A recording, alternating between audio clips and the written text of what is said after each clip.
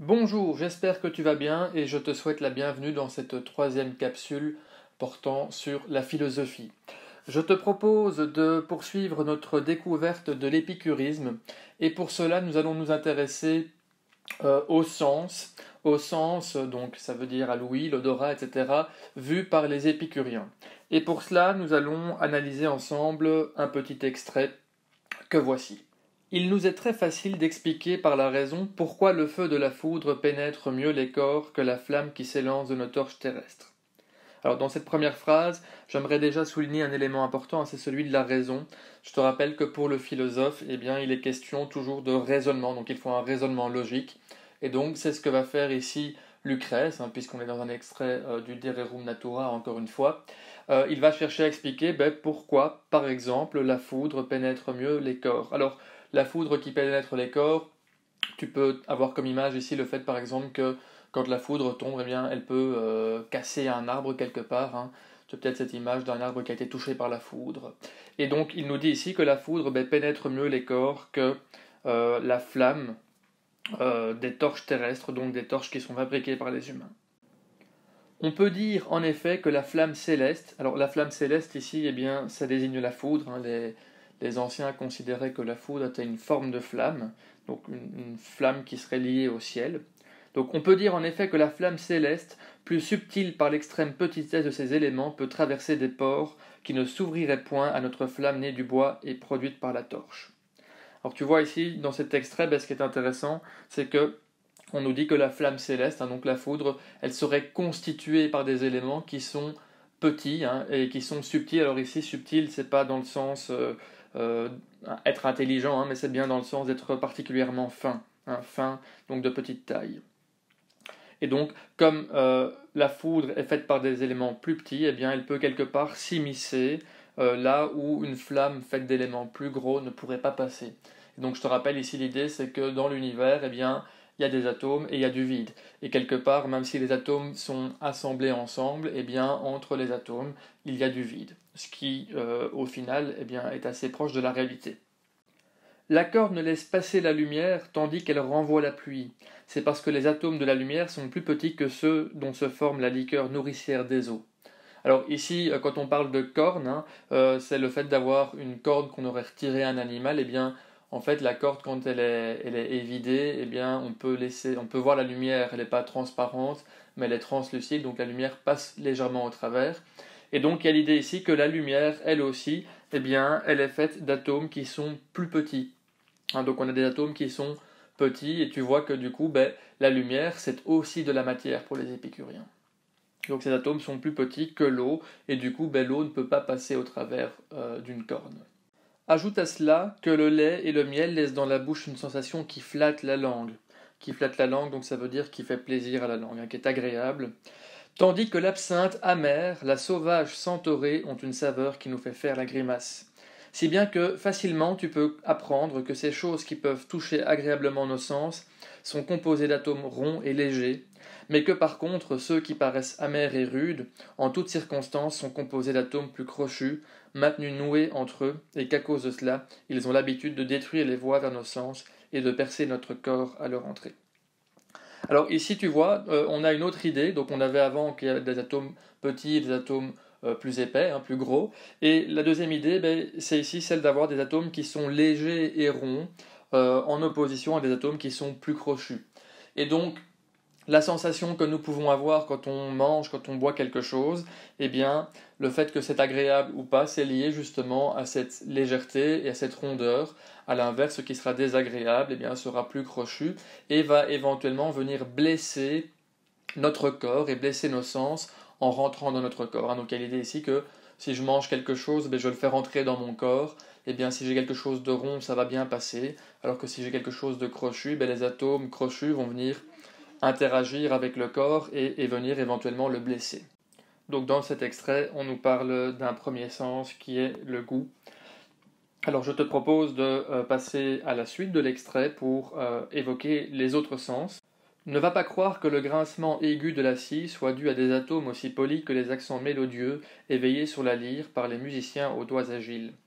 Alors dans cet extrait, on nous parle d'un autre sens qui est l'ouïe, et donc on a de nouveau l'idée que eh bien, le son, quelque part, c'est de la matière, ce sont des atomes, et entre un son agréable et un son désagréable, eh bien, on va trouver des atomes d'apparence différents. Donc on va avoir des atomes qui sont polis, hein, qui sont bien ronds, qui sont peu rugueux pour un son agréable comme la lyre. Par contre, pour un grincement aigu d'une scie, eh bien, on va avoir des atomes qui seront probablement plus pointus et plus rugueux.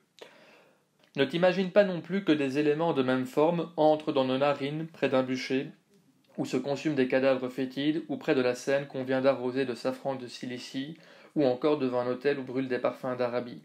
Alors juste le safran de Cilicie, c'est une chose qu'on utilisait en fait comme désodorisant, donc on mettait ça dans les théâtres pour la bonne odeur en fait. Et donc ici, eh bien, on nous parle de l'odorat, et on a de nouveau cette idée que entre une bonne odeur et une mauvaise odeur, eh bien, on va avoir des atomes de formes différentes. Et n'attribue pas une même composition aux couleurs agréables, nourriture de nos yeux, à celles qui les blessent, les forcent aux larmes et les obligent à se détourner de répulsion. Alors ici, eh bien, on nous parle de la vision, hein, dans cette partie ici. Et ce qui est intéressant, c'est que on a de nouveau la même idée, hein, le fait qu'on a des atomes de formes différentes qui peuvent être plus ou moins agréables pour les sens, ici pour les yeux, et on nous dit en fait que c'est un petit peu comme si les atomes qui venaient percuter nos sens, eh bien, étaient de la nourriture, hein. Donc c'est comme si en fait on absorbait ces atomes, et que du coup, si on a des atomes qui sont ronds, ils sont absorbés facilement. S'ils sont rugueux, pointus, eh bien, ils vont causer un certain dégât en étant absorbés dans notre corps. Alors, on a la conclusion, hein, rien en effet de ce qui flatte les sens ne peut se passer d'éléments lisses dans sa composition, comme aussi rien ne les blesse et ne les repousse dont la matière première ne présente pas d'aspérité. Donc on a vraiment cette idée ici de lisse et d'aspérité, et donc d'agréable, de désagréable pour les sens. Alors on n'évoque pas ici le sens du toucher, hein, mais c'est pas bien grave, je crois que tu as compris l'idée générale. Nous savons maintenant comment les épicuriens perçoivent les sens, hein, comment est-ce qu'ils conçoivent les sens. Je mets ça de côté pour un petit moment, mais on y reviendra par la suite, on en aura besoin pour comprendre ce qu'est l'idéal de vie épicurien. Avant ça, je te propose un petit détour par deux notions extrêmement importantes en philosophie de manière générale, c'est la notion d'âme et d'esprit. Alors on ne va pas analyser un extrait ici, mais je vais te proposer un petit schéma dans lequel je vais essayer de te faire comprendre comment est-ce que les épicuriens voient l'âme et l'esprit. Si je veux venir représenter l'âme sur ce schéma, en tout cas pour les épicuriens, tu t'en doutes, je vais devoir utiliser de la matière et donc utiliser des atomes. Encore une fois, c'est toujours le même principe. C'est ce que je vais faire ici, et selon les épicuriens, en fait, l'âme, elle est composée d'atomes qui sont répartis dans l'ensemble du corps et en fait qui littéralement imprègnent le corps. Alors, on l'a vu juste avant, hein, il y a des atomes de tailles différentes, et bien quelque part, l'âme, ce serait des atomes extrêmement fins, extrêmement ténus, qui peuvent venir s'immiscer entre les autres atomes qui composent le corps. Si je veux venir représenter l'esprit, ça va être le même principe, hein, et donc je vais venir représenter l'esprit ici en rouge. La différence, c'est que l'esprit, Lucrèce nous dit qu'il se trouve au niveau du cœur, en fait, hein, au centre de la poitrine. Alors, ce qui se passe, c'est que l'esprit, en fait, il est relié à l'âme d'une certaine manière. À nouveau, on a affaire ici à des atomes qui sont extrêmement petits. Hein. Et l'esprit, selon Lucrèce, c'est le siège de la pensée, donc c'est là que les décisions se prennent. Et ce qui se passe, c'est que lorsque l'esprit prend une décision, il va en fait diriger l'âme par contact. Rappelle-toi que pour les matérialistes, tout se fait par interaction de matière, et donc il faut qu'il y ait contact. Et donc les atomes qui constituent l'esprit vont venir rentrer en contact, vont venir percuter, j'ai envie de dire, les atomes de l'âme. Et comme l'âme est imprégnée dans l'ensemble du corps, elle va elle-même venir diriger le corps, à nouveau par contact. Et donc on a ici le mécanisme de mise en mouvement du corps, hein, puisque quelque part les décisions, le mouvement initial se fait au niveau de l'esprit, donc ce serait là que se situe le libre arbitre. Hein. Les atomes qui constituent l'esprit seraient sujets au clinamen, donc il y aurait une espèce de déviation, de mouvement imprévu, et ce mouvement imprévu se propage à l'âme, qui lui-même va propager ce mouvement à l'ensemble du corps. Une chose intéressante que Lucrèce nous dit, c'est que lorsqu'un choc survient sur le corps, ce choc va un peu de manière inverse venir ébranler l'âme, hein, donc mettre en mouvement l'âme, secouer l'âme, qui elle-même est reliée à l'esprit, et donc ça veut dire que le choc va se répercuter au niveau de l'esprit. Et donc c'est de cette manière-là qu'on peut expliquer éventuellement des mauvais sentiments, qu'on peut expliquer la douleur et ce genre de choses-là, puisque le corps vient propager tout cela à l'esprit. Et ce qui se passe, c'est que lorsque un choc a lieu et que l'esprit est touché, eh bien, l'ordre des atomes qui composent l'esprit est bouleversé, donc il y a un changement qui s'opère, donc les choses ne sont plus quelque part dans le bon ordre, ce qui peut expliquer par exemple que lorsqu'on se cogne ou que lorsqu'on reçoit un coup de poing, eh bien, on soit, comme on dit, un peu sonné, c'est parce qu'en fait notre esprit eh bien, est désordonné. On peut aller plus loin, et en fait il faut aller plus loin, si éventuellement le choc est trop fort, trop important, eh bien les atomes de l'esprit peuvent littéralement se délier et peuvent se retrouver chassés du corps, et à ce moment-là, tu l'as compris, ce que j'ai écrit ici, c'est la mort. Donc dans le cas où les atomes de l'esprit se délient et sont éjectés, on se retrouve mort.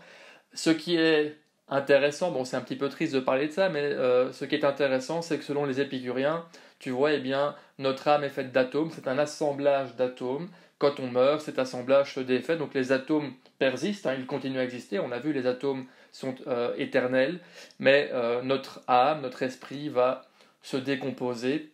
Et donc, tu vois que du coup, ça implique qu'il n'y a pas vraiment de vie après la mort, en tout cas pour nous. Mais les atomes, eux, continuent à exister pour se regrouper d'une autre manière et pour s'assembler dans d'autres ensembles.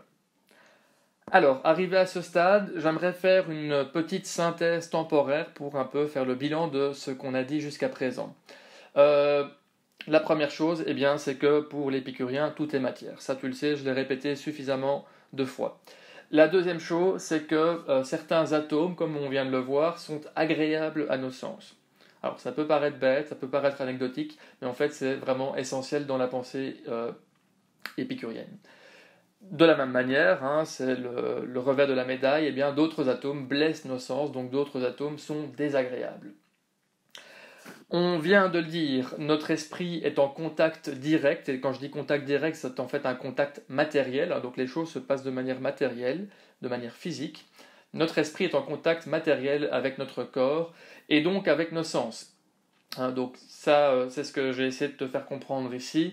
Si à un moment donné, des atomes désagréables viennent percuter nos sens, eh bien, nos sens vont le faire ressentir à notre âme qui va propager cette information jusqu'à notre esprit. Notre pensée, on vient de le voir aussi, vient de notre esprit, donc c'est là que se prennent les décisions, c'est là que se fait notre réflexion, c'est là que se situe notre libre arbitre, et donc notre esprit dirige notre corps et il est doué de libre arbitre. Dernière chose, à la mort, l'esprit se désagrège. Donc encore une fois, les atomes qui composent l'esprit ne disparaissent pas, mais l'ensemble des atomes qui forment notre esprit, eh bien cet ensemble, lui, se décompose littéralement.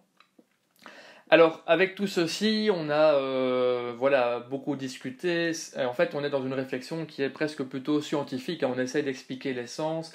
J'ai envie de dire qu'on est presque dans des prémices de la biologie, d'une certaine manière. Mais comme je l'ai expliqué en début de parcours, l'objectif de la philosophie, c'est finalement de s'intéresser aux grandes questions existentielles de l'être humain. Et donc ce qu'on a fait jusqu'à présent, c'est qu'on a posé le décor, on a mis en place toute une série de principes. Alors quand je dis principes, c'est vraiment au sens premier, donc ce sont des éléments premiers, c'est une base, c'est un point de départ, pour maintenant mener une réflexion sur la vie de l'être humain. Et donc la question qu'on peut se poser avec tout ce qu'on a vu ici, la question peut-être la plus essentielle, la question la plus fondamentale et la question la plus universelle pour l'être humain, c'est la suivante. C'est finalement, qu'est-ce que le bonheur? Qu'est-ce qui fait qu'un homme peut être heureux? Et donc la question que j'ai envie de te poser ici, c'est sachant tout cela, donc tous ces éléments qu'on vient de résumer, c'est quoi le bonheur? Mais du point de vue d'un épicurien. Donc pour un épicurien, comment est-ce qu'on peut être heureux? Comment est-ce qu'on peut atteindre le bonheur? Et c'est quoi être heureux? Alors cette question, eh bien, je te la pose et je vais m'arrêter là, donc je t'invite à y réfléchir et puis on essaiera de répondre à cette question dans une prochaine capsule. À bientôt!